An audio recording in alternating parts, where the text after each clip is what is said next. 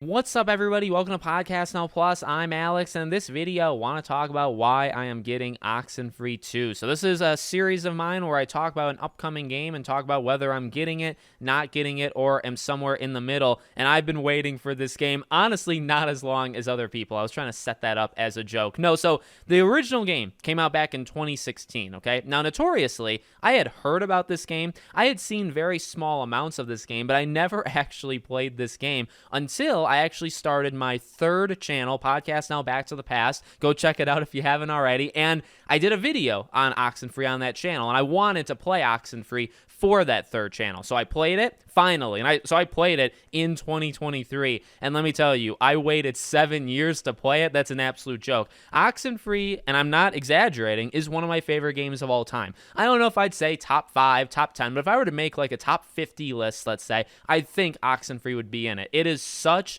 a unique game. It is such an eerie and spooky and just clever game. I think with the time kind of warping, time travel elements that the game has, if you haven't played it, it is honestly, again, it's an incredible game. Please play this game. And so, again, my joke that kind of failed in the beginning of this video, I don't have long to wait at all, right? I had to wait maybe like 6 or less months for Oxenfree 2. People that played this game back in 2016, I am terribly sorry you've had to wait 7 years of your life. That's a long time, almost a decade for the next game. But here we are. Game comes out July 12th, comes out on Switch, comes out on Steam, comes out on PlayStation, comes out on Netflix. The only one it doesn't come out on, which is sad, is Xbox. It really should. I don't know why it's coming out on everything else if it's not going to come out on Xbox, but it's coming out very soon, and I am pumped for it. Now, to be honest, I've only seen a little bit on this game. I'm not actively searching it out. I'm not actively, I've seen the trailer. I actually saw the trailer when it leaked with the release date, right? So I've seen that,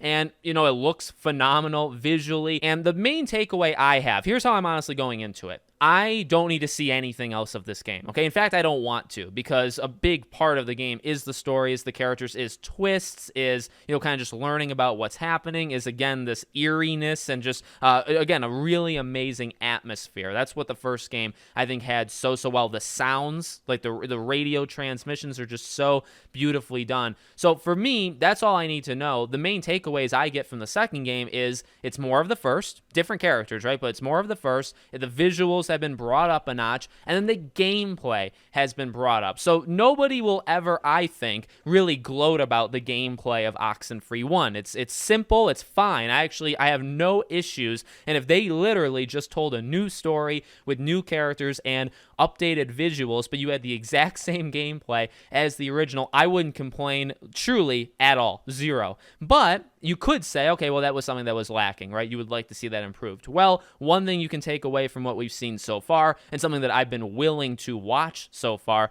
has been the gameplay. It seems like there's going to be things where the environment kind of like twists and moves, and your character is going to slide and have to do a little bit more like platforming, right? You'll have to jump, you'll have to do different things. That is, to me, one of the main kind of upgrades. A very easy to see, like a visual thing that obviously has been upgraded. And beyond that, again, just more of the world of Oxenfree, which I am totally for. So, look, this is a small game. Every video I've done on this game has done extremely low numbers, very bad numbers, primarily on the main channel, so I'm trying this over here. I don't know if I'm worried, but I do really hope that people, give this game a fair shake. I think coming out in July actually is almost low-key genius, because what comes out in July? Well, you got this game, you got Immortals of Avium, the Doom-looking EA game, which looks awesome. I'm going to be getting that game.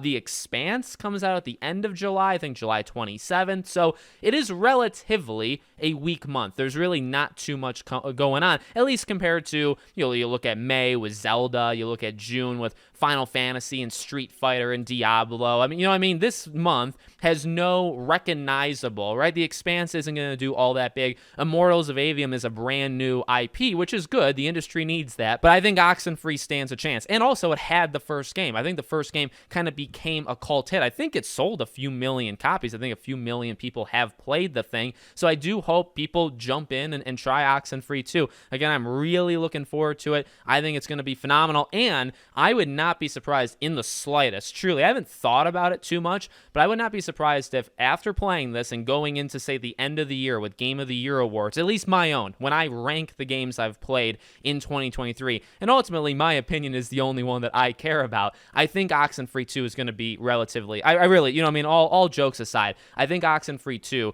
could actually be like a Game of the Year candidate, and it's one that, I mean, you're thinking of Starfield and Spider-Man and Zelda and, you know, Dead Space, things like that. How many people are thinking of Oxenfree 2? But I legitimately think it's possible that this game is one of the best games of the year. With that being said, it kind of needs to be, because the first game was so incredible, and even though I played it so many years later, I believe it's an absolutely incredible game. So hopefully the bar doesn't get lowered, right? Because you follow up a first game, it's very possible to not be able to do it again, like a one-hit wonder kind of deal. So it's possible they're not able to do it with this game and disappoint, and I really don't want that to happen, because again, I'm looking forward to it more than maybe I can even say. And, you know, it's only been a couple months since I played the original. But again, thinking about the people that played Oxenfree back when it first came out, they've been waiting for a legendary series to have a second game for almost a decade. And if the game is a disappointment, that would be pretty bad. So hopefully that does not happen. But I just wanted to throw that in there just in case. Let me know what you think. I will be covering it to some extent